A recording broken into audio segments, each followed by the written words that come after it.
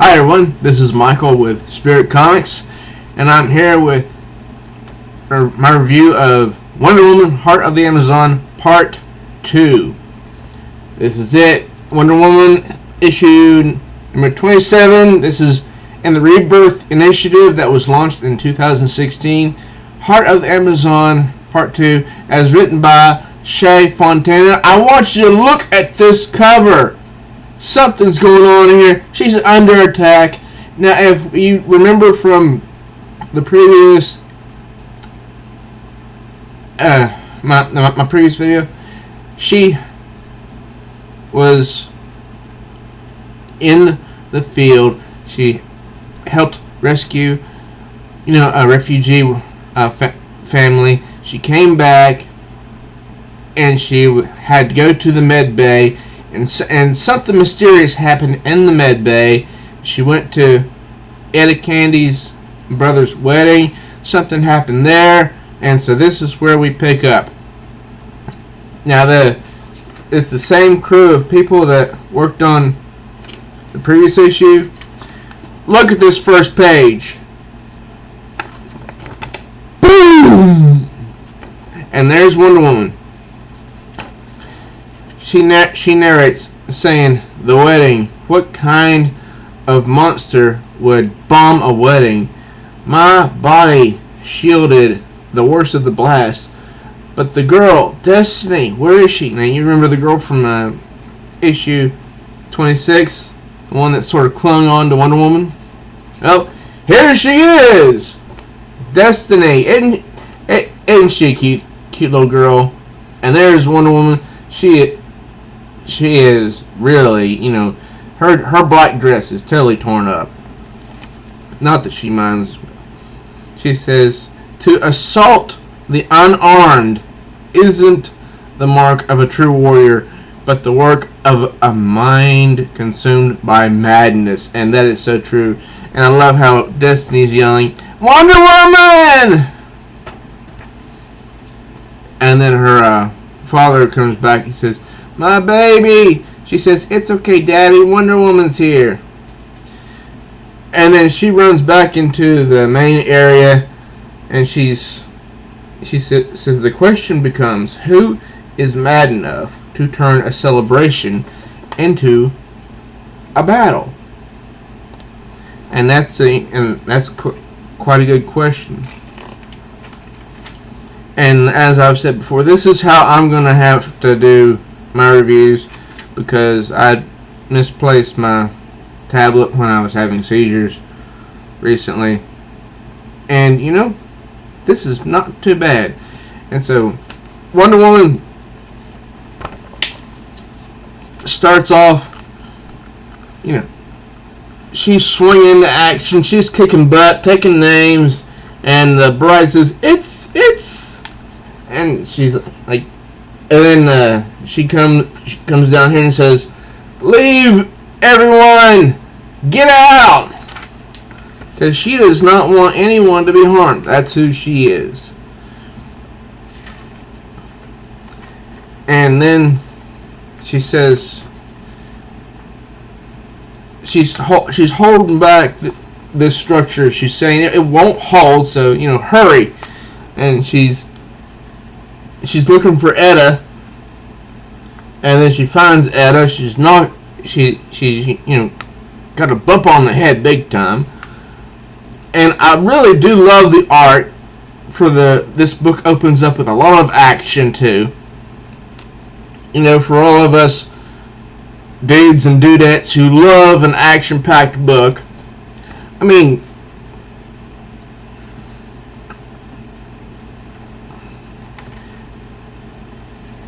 every book can't have action in it. Some of it's got to have some dialogue to build up to a story. But anyway, let's get back to the story. The hospital's too far away, so Wonder Woman flies Etta Candy to Mega Ultratech, and where she's treated. And so she sees Dr. Crawford right here. So Etta Candy's there on the bed. She's going to be treated. And she says no one would have motive to bomb Edda's brother's wedding except if they were trying to get to me. And she looks herself in the mirror there, and she sees her reflection. It's her fault. She says, I have to go, Edda. I must find who did this. And then Dr. Crawford says, you're not going anywhere. And I'm not sure if you can see it anywhere in bold print. And this is where Dr. Crawford puts on her glove and says, you were in an explosion, Diana. Talking to her like the general was in the previous issue. She says, not my first. Now, excuse me. And Dinah has a feeling something's going on. And Crawford says, even if Commander Candy wasn't injured, it would be protocol for you to report immediately to me. And this is where Dr. Crawford grabs a hold of her arm, and I'm not sure if you can see it or not, but something happens when she grabs her arm, because there's like some yellow energy that seems to surround her hand. We'll find out here in a moment. And Wonder Woman's holding her head and says, I am not subject to government protocol. Something's wrong. You can see that she's not feeling right. And then down here is where we find out Dr. Crawford reveals the reason. She says, sorry for the cloak and dagger, but I knew you wouldn't let me pop you with a syringe full of sedative. And then she's on the ground. She's almost out. She says, how? Crawford says, some of us knew it wouldn't be prudent if you were completely uncontrollable. I've been working on an Amazon strength sedative for years. And Wonder Woman's thinking to herself, in my last moments of consciousness, I appeal to the patrons for intervention and deliverance. Because she's going out like a light bulb. She says, but none come. And Dr. Crawford kneels down, almost like she cares, and says, I didn't tell them it was ready because they couldn't know why I needed to test it first. They wouldn't understand. And she says, she wheezes because Crawford's not feeling well. I mean, it was established in the previous issue that she's sick. And Crawford says, you were right. I'm not well. And she turns her back to Wonder Woman and says, it's called Warrior Maze Syndrome, but that's just a fancy way of saying death sentence. As if the physical side weren't enough, it also devastates the mind, changes the way you think. It's genetic, carried on the X chromosome. And she appears to be, fairly stable at this point, but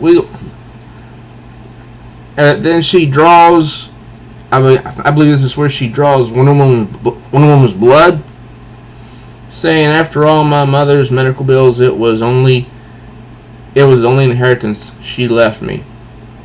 But she's saying, but your DNA can fix all that. And so we come to this page where Crawford says, if this works, my gene editing and your DNA will save thousands of lives. I'll be a hero like you. I mean, who wouldn't want to be a hero like Wonder Woman, Superman, or Green Lantern, The Flash? I mean, lots of bad stuff happens to us every day, and we're helpless to do anything about it. Then we have a flashback to Themyscira years ago, back when Diana was a little girl, same time period. She said, this is her mother saying, "Fight for it, Diana." And down here, it shows the mother and daughter sparring. And she says, "I'm trying, Mother." And her mother, Queen Hippolyta, says, "You must be better." Oof! And she falls on her a little behind, and Queen Hippolyta says, "The battle isn't over." And then over here, Queen Hippolyta says, "You cannot ensure peace unless you are willing to bleed for it." "Get up, warrior," is what her mom says. And then back to the present, Diana hears those same words in her mind. "Get up, warrior," and she gets up. And then the doctor says something snide like, "Finally awake." And Wonder Woman says, "Dr. Crawford?" Diana seems to be so trusting, but she's learning that there are people who she can't trust. And here we see the now, you could say, mutated Dr. Crawford, who has a new body almost and a bigger bust. Yes, I said that, a bigger bust. And Crawford says, "I understand now why you are so eager to run into battle. I feel the fight rising in my blood." And Wonder Woman says, "It worked? Listen to me. This power you've tapped is complex, unwielding. Please, we must get help." Because Wonder Woman knows this power is not meant for mere mortals. And so then, this is where they start a fight. Crawford hits Wonder Woman, saying, "I don't need your help. I'm just as strong as you." And she falls back. Ugh. And then says, "Where's Etta?"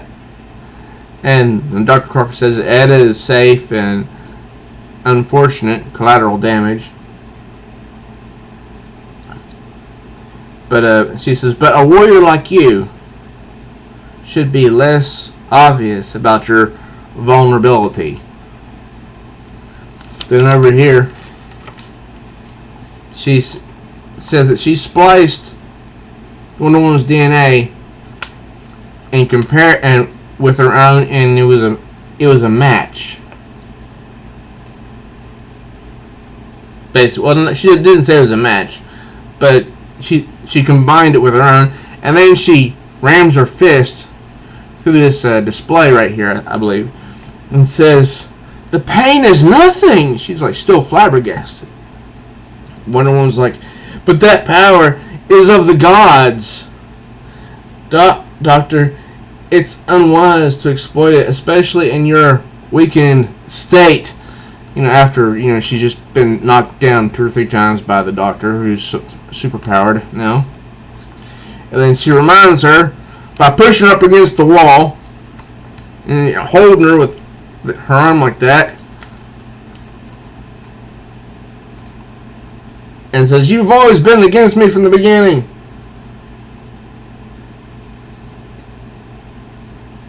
And Wonder Woman says, "The paranoia, your mind is lying." She says, "You're the enemy."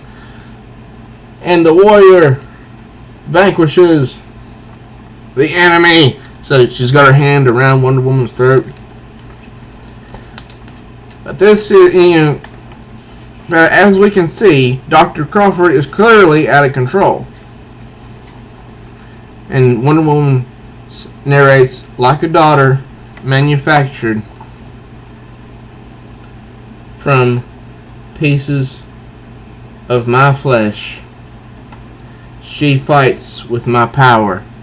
So basically, Wonder Woman, in a sense, considers Dr. Crawford to be her daughter in a way. She says, my speed, my valor, and resilience in battle, but not my heart. You know, you can have all the tools of the trade when you go to fight, but if you don't have the heart for it, if you don't know why you're fighting for something, then all the weapons at your disposal is just basically useless. And I love this. We see it. There's this dude is sitting back. You know, he's listening to some tunes. He's whistling along or singing along, and then Wonder Woman and Dr. Crawford fall through the ceiling.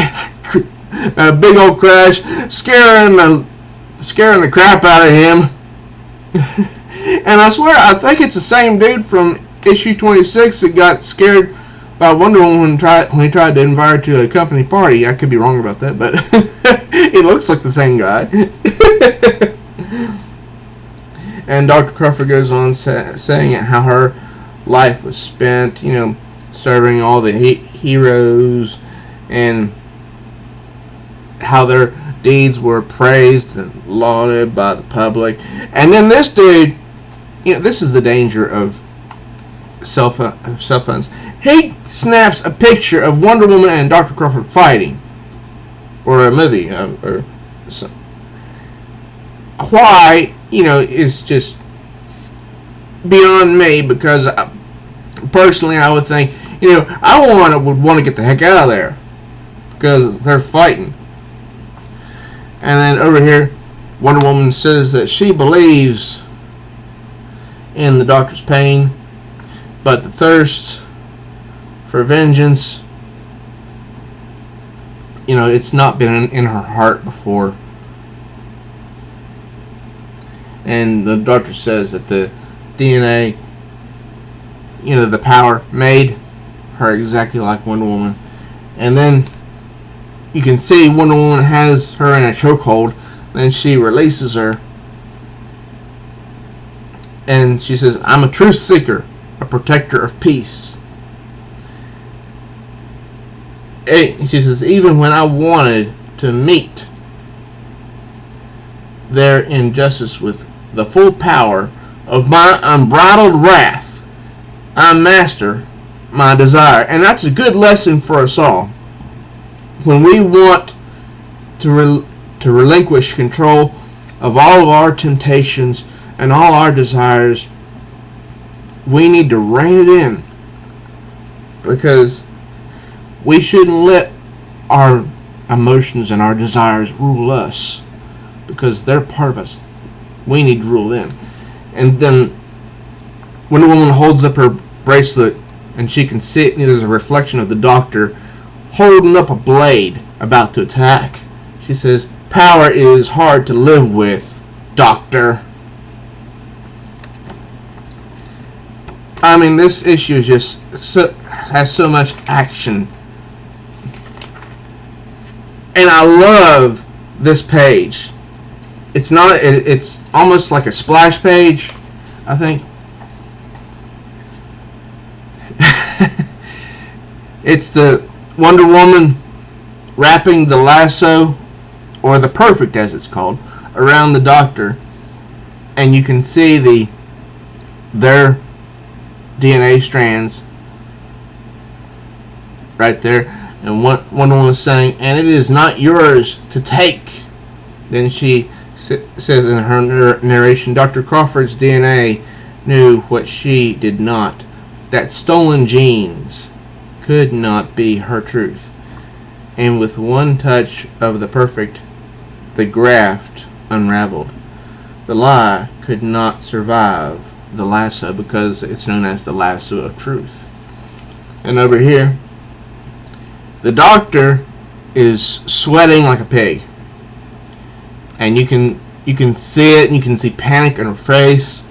And Wonder Woman's going on about how that they've got to get the Doctor treatment, they've got to get her help, and the Doctor is, you know, huffing and puffing because she's not well.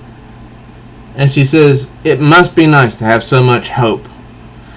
And you know, some people have no hope. like the doctor. But there is always hope somewhere if you look for it. And she says, and that's even what Dr. Crawford says. Guess that's the gene I should have looked for, a hope gene. She says, I don't want to get sicker, weaker. No! And she does something, I believe it's I swear I believe it's a poison. Because then we come over here to this page, Wonder Woman holding the doctor, as she's like, as her lights are going out practically. And then we see down here Wonder Woman laying her down gently. I mean, after all that, Wonder Woman is still compassionate. She's a good fictional example. And right here, this is beautiful. She's hugging the doctor, trying to give her comfort in these last few moments of her life. And then the next day, she goes back over to, now she's at Arlington General Hospital, and she meets up with Etta Candy's brother and that little girl Destiny is glad to see her. And I love this because it's a nod to the previous issue when they had the flashback about Diana when she was a little girl and got rid of her doll. She says, I like your doll. And Destiny says, her name's Lovey and she's my best friend. And that Diana's remembering when she had her doll back when she was around the same age. And then Etta Candy is awake and says, you ready to get me out of here? Ready to fly me out of here? And she says, not a chance.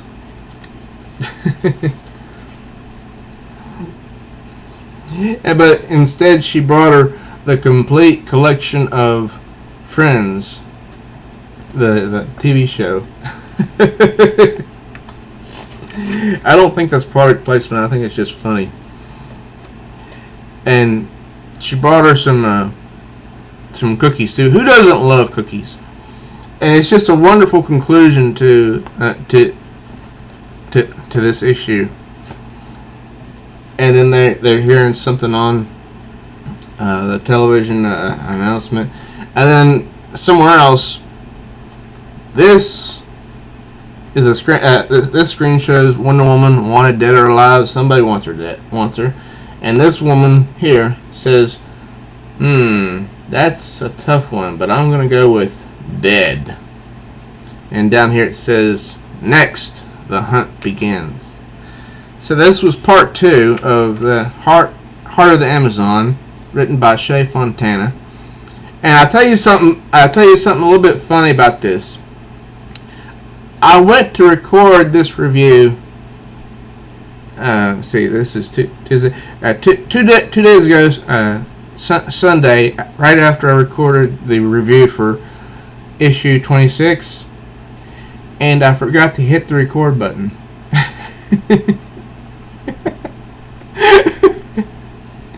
It's one of those goof ups, one of those facepalm moments. If you can't laugh at yourself, then there's a serious problem. Okay, I thank you for watching this review. I'm Michael with Spirit Comics. Please do subscribe. Click the subscribe link down below and hit that bell so you'll be notified of all new uploads. And I will upload new content as often as possible. And please, give the videos a like and share them where you can for other people who would enjoy them. So I'll see you next time. This is Michael with Spirit Comics.